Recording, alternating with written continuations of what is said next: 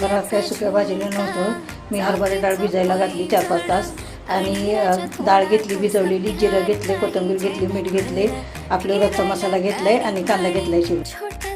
कढई टाकली, कढईमध्ये मी 2 चमचे तेल टाकते.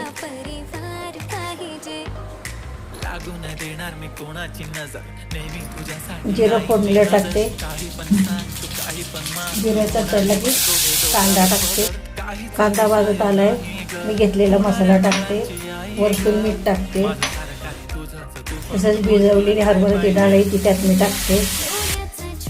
थोडंसं पाणी घालायचं आपल्याला डाळीमध्ये. कोथिंबीर टाकून आपण झाकण ठेवतो याच्यावरती आणि 10 मिनिटात शिजायला ठेवतो. मंडळी, वरून मी कोथिंबीर टाकते. डाळ कांदा शिजलेला बघ असं छान झालेला आहे. मला लाईक करा, सबस्क्राईब करा, शेअर करा. कसं झालं आहे ते कमेंट बॉक्समध्ये सांगा.